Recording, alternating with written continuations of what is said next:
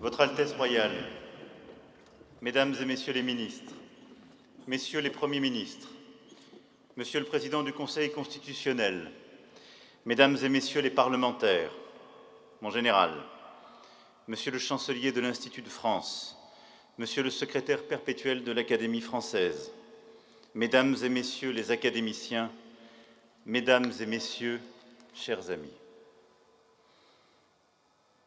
Dans la rumeur de Paris flotte une berceuse, ténue, insistante, avec des accents slaves qui dessinent dans les platanes haussmanniens un paysage de steppe.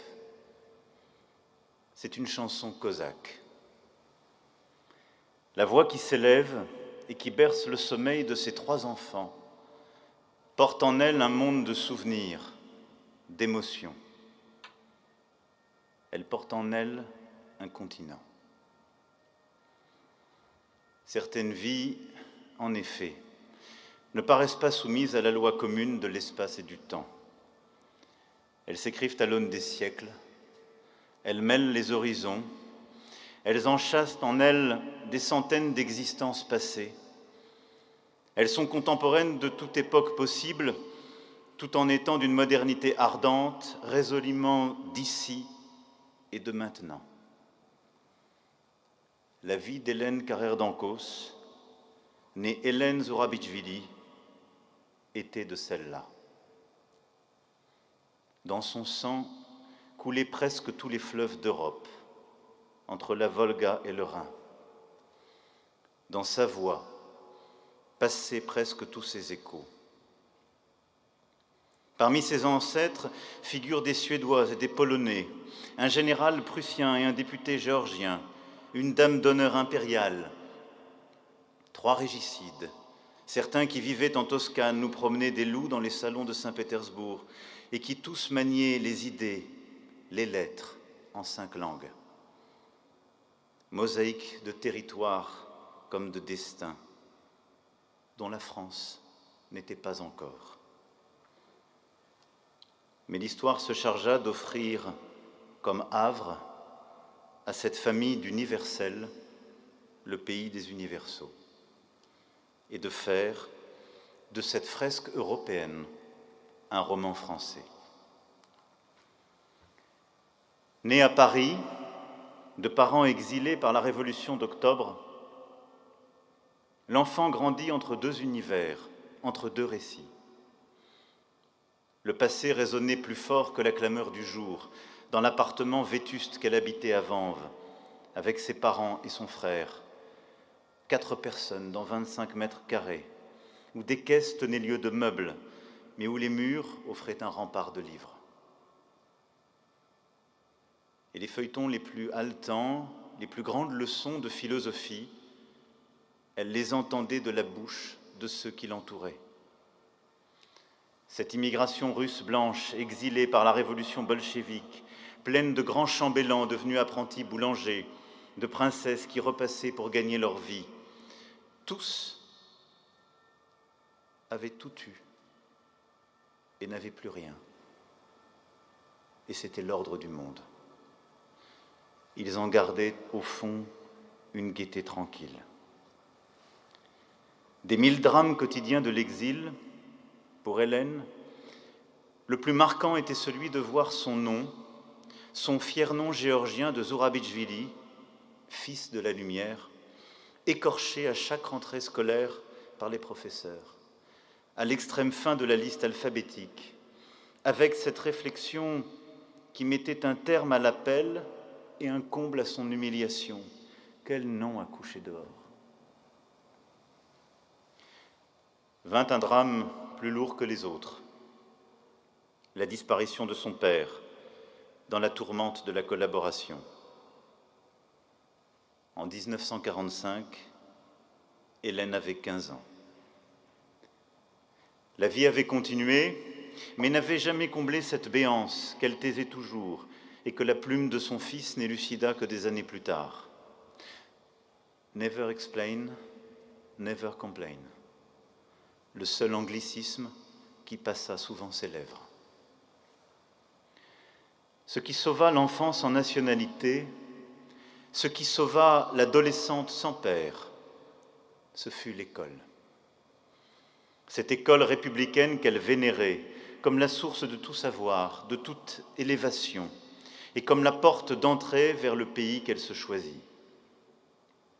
Là où elle apprit les valeurs de la nation, là où la liberté, l'égalité et la fraternité prirent en elle des racines indéfectibles.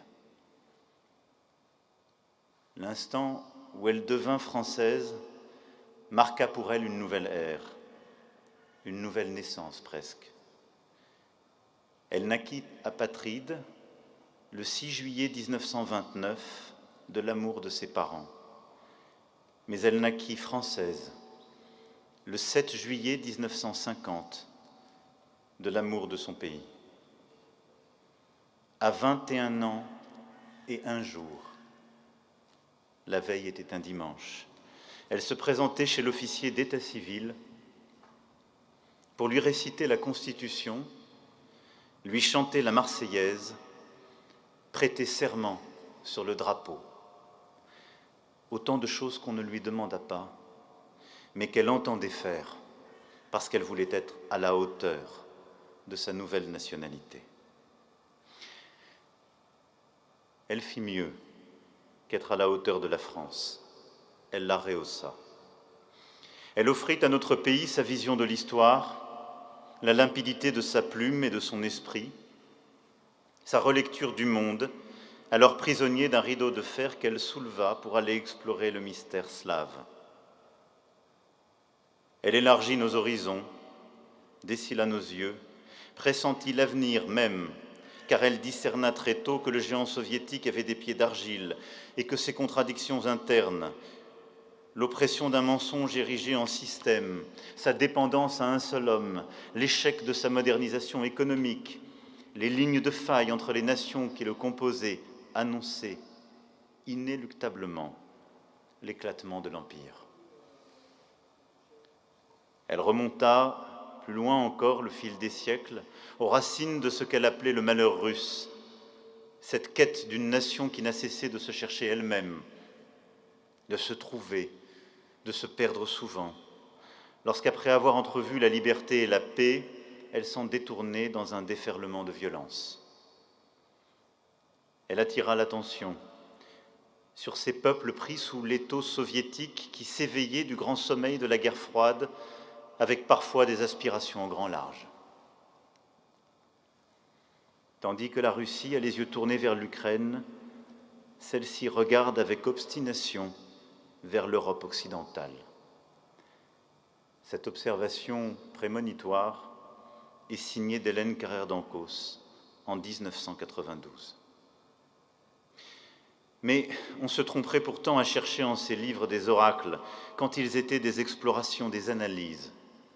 L'une d'elles, pourtant, avait la force d'un credo, le caractère européen du destin de la Russie.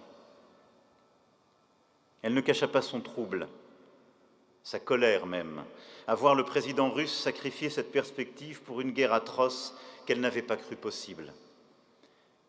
Ce fossé sanglant, creusé entre l'Europe et la Russie, lui passait en plein cœur, écartelant sa propre histoire.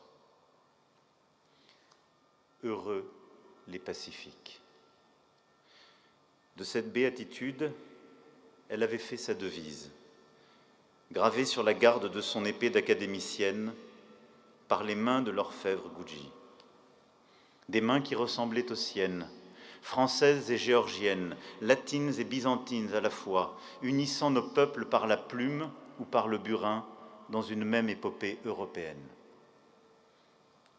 Hélène Carrère d'Ancos portait cet idéal européen au plus profond d'elle-même. Et c'est pour cela qu'elle accepta de briguer un mandat au Parlement de Strasbourg à la demande de Jacques Chirac. Elle n'accepta qu'à condition de voter ce qui lui semblait juste, à l'aune de ses intimes convictions, sans logique partisane, suivant chaque fois les raisons de son cœur et celles de sa raison. C'est avec la même droiture qu'elle défendit notre langue comme académicienne. parce qu'elle savait qu'on est d'une langue comme on est d'un pays, et que l'unité linguistique a fait pour l'édification du sentiment français autant que la défense de son territoire. Elle la fit rayonner par-delà les frontières, parce qu'elle savait que le français n'appartient pas seulement à la France, mais à tous ceux qui, à travers le monde, se reconnaissent en lui, en ses valeurs qui deviennent alors les leurs. Frayant son chemin dans un monde d'hommes, elle accepta le secrétariat perpétuel comme un service, une mission de roi serviteur. Reine servante, reine thaumaturge, se portant au chevet de chacun quand rôdait la maladie, se portant au chevet de la langue plus encore quand rôdait la confusion, l'appauvrissement ou l'oubli. Elle ne pouvait épargner à ses chers immortels toute souffrance, mais elle pouvait épargner à sa chère langue la déshérence, et elle la défendait avec une conception très haute de sa part d'intangible et de sa vitalité renouvelée, de A à Z, de jeudi en jeudi, à chaque commission du dictionnaire. Quelques semaines avant sa mort, elle pressait le rythme encore pour parvenir à refermer la 9e édition jusqu'à la dernière entrée de la lettre Z, le 6 juillet dernier. Travail accompli. Et au bas de cette page finale, dans cet ultime mot de zygomatique, elle paraîtra toujours nous sourire sous son casque d'or. À vous voir rassemblés aujourd'hui, vous, son mari, depuis 70 ans, vous, ses enfants, vous, ses proches, pour honorer celle que vous surnommiez affectueusement votre tsarine, je pense à ce 28 novembre 1991, quand le quai de Conti s'ouvrit à Hélène Carrère d'Ancos. Les habits verts réunis, comme aujourd'hui, pour célébrer l'une des leurs. Veillés, comme aujourd'hui, par une autre coupole, celle de l'Institut, Sœurs des Invalides, celle de 1805 et celle de 1705. La nouvelle académicienne avait traversé la cour pavée, répondant au salut d'un signe de tête amical, d'un remerciement, d'un geste de la main. On l'avait alors vue ralentir un instant, une fraction de seconde qui n'appartint qu'à elle, l'espace d'un vertige. Car ce jour-là, celle qui avait appris le français à 4 ans passés en était nommée sentinelle, depuis le fauteuil de Corneille et de Victor Hugo. L'enfant apatride devenait l'incarnation de la vocation, du devoir, d'universalité de la France et de sa langue. Celle qui avait manqué de tout confort matériel, même de couteau de table. À quoi bon? La viande coûtait si cher. Recevait des mains de Michel Déon l'épée d'orfèvrerie.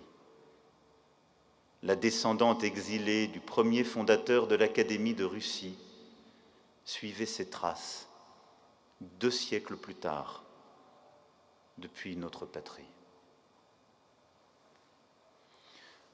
On vous a appris, Madame, dans votre enfance, en vous montrant autour de vous les grands-ducs chauffeurs de taxi et les princesses femmes de chambre, qu'ainsi passait la gloire du monde. Mais sur cette terre, où les empires s'écroulent, où les fortunes s'évanouissent, où tout luxe passe et s'enfuit, il est néanmoins un domaine qui peut échapper à l'usure et où la déchéance n'a pas cours. C'est celui de l'esprit. Ce combat que vous avez mené pour le savoir et la France, pour le rapprochement des peuples et la grandeur de l'Europe, cet amour passionné que vous vouiez à notre pays, à sa langue, ont fait de vous cette femme devant laquelle une nation s'incline. C'est à vous, aujourd'hui, à vous tout entière, la petite fille des steppes et la mère de la coupole, l'apatride et la matriarche, l'orpheline et la tsarine, que la France endeuillée présente une dernière fois ses hommages. À vous, qui l'avez tant aimé, tant chéri. À vous, l'immortel, universel, perpétuel. Vive la République, vive la France.